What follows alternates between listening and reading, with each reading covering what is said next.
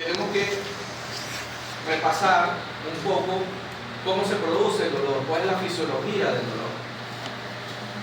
Como ustedes saben, en la primera clase nosotros hablamos de los potenciales de acción. ¿Se acuerdan? De la despolarización, de la repolarización, etcétera, etcétera. ¿Se acuerdan? Bien. Nosotros tenemos receptores periféricos, llámese mecánico, llámese térmico, llámese químico. Mecánico es si yo me pincho con un dedo, me pellizco, etcétera, etcétera, produce dolor. ¿Sí? Térmico es la exposición a lo frío o a lo caliente. El frío en extremo produce dolor, lo caliente, por supuesto, quemadura, produce dolor. Químico, cuando ya el tejido está necrótico, pasa de una isquemia a necrosis, se libera cierta sustancia como prostaglandina, factor de necrosis tumoral, etcétera, etcétera, y eso produce liberación de sustancias químicas como la que acabo de mencionar anteriormente y produce sensación de dolor. Entonces, esos son los tres tipos de receptores de dolor que el ser humano tiene. Bien, vamos a colocar un ejemplo clásico. Si yo me pincho con un martillo el dedo, ¿cuál va a ser la primera respuesta de ustedes? O del ser humano. El reflejo, ¿verdad? ¿Qué más? El dolor, por supuesto. Corriente. Siente como un corrientazo cuando el dolor es fuerte. ¿Sí? ¿Por qué? Porque se produce potencial de acción, muchachos.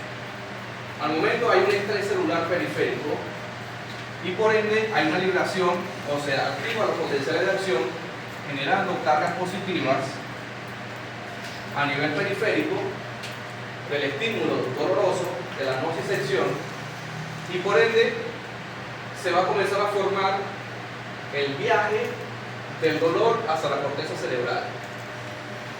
Este primer viaje, que es la despolarización o la entrada de estos iones de sodio positivo con carga positiva a nivel periférico, se produce la primera motoneurona. Ese estímulo doloroso va a viajar y se va a anclar en el asta posterior de la médula. Asta posterior de la médula espinal. En el asta posterior de la médula va a haber algo que se llama, un neurotransmisor que se llama, en la primera clase hablamos del GABA, que era ¿qué? Inhibitorio, ¿verdad? ¿Y el glutamato era qué? Excitatorio.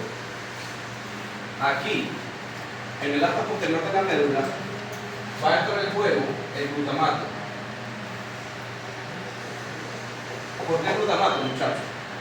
Porque este neurotransmisor se va a encargar de transmitir la señal, por eso se llama la segunda motoneurona, que es transmisión. Transmitir la señal de manera ascendente, ¿verdad?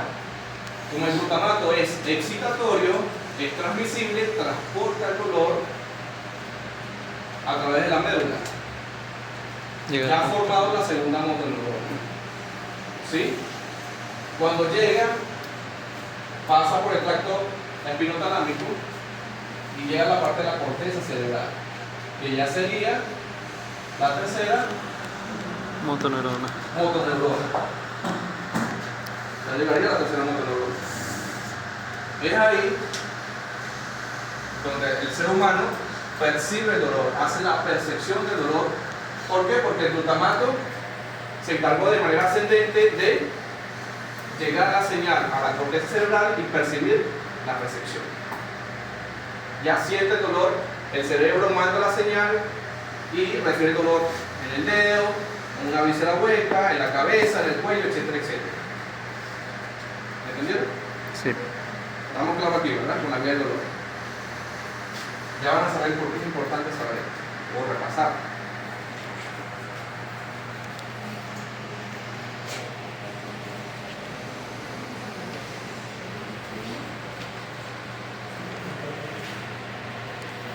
Aquí.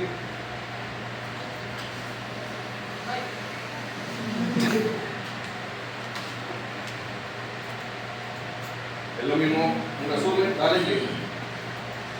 Bien.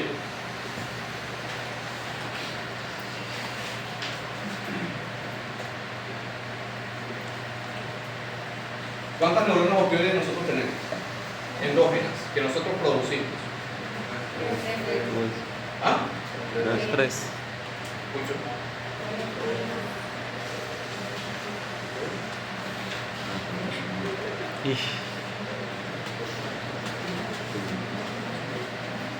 Entonces, Ángelo, ¿cuántas neuronas opioides nosotros producimos? Tres. ¿Cuáles? La ¿Encefalinas? encefalinas,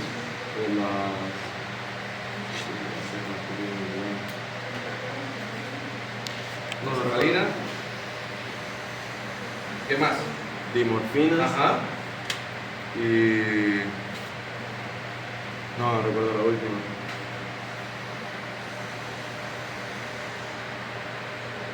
Proencefalinas.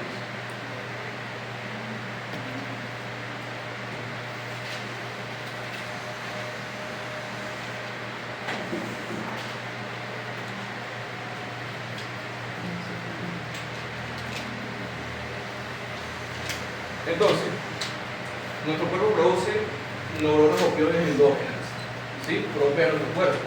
Ustedes no han escuchado, no sé si les ha pasado a ustedes, no sé, me dio un dolor de cabeza y se me pasó. Me dio un dolor de oído y se me pasó, sin tomar ningún tipo de analgesia. ¿Por qué? Eso pasa porque se activan las neuronas opioides, endorfinas, encefalinas y proencefalinas y producen el efecto endógeno analgésico. ¿Vale? ¿Qué pasa? Esas son las neuronas opioides que nosotros producimos. Y están las neuronas exógenas, que son estos fármacos narcóticos que simulan ese efecto fisiológico, no solamente que lo simulan, sino que potencian ese efecto fisiológico, ¿sí? Lo aumentan mucho más el umbral. ¿Qué pasa? Y aquí esta explicación tiene que ver mucho con el mecanismo de acción de todos los opioides. ¿Cómo era tu pregunta que se me... ¿Cómo era tu pregunta? O sea, en caso de que sea una persona adicta a los opioides, pero que esté en rehabilitación, que esté limpia, se llega hasta la escala 1 o qué se hace en ese caso.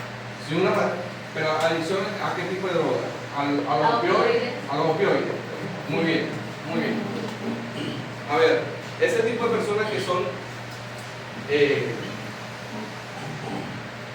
adictivas a los opioides, por lo general siempre los receptores, ¿cuáles son los receptores? Murder y capa de los opioides, ¿verdad? Esos receptores a nivel celular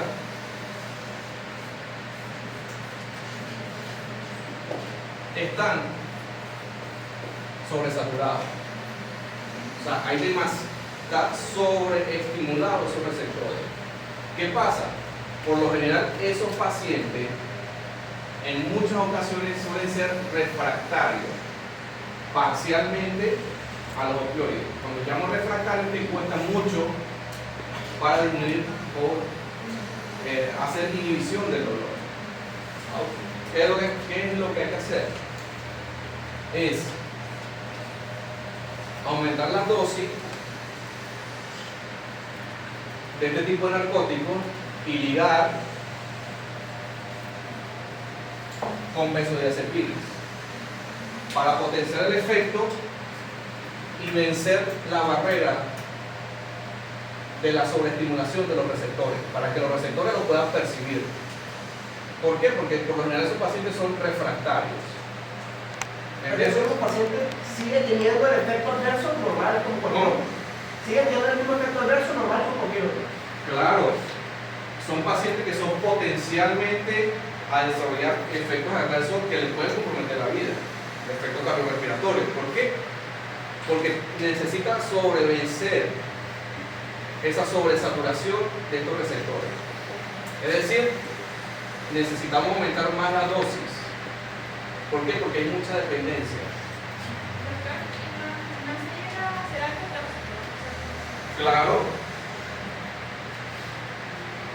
Más adelante vamos a hablar de la clínica de la intoxicación de esos por opioides. La clínica es apnea,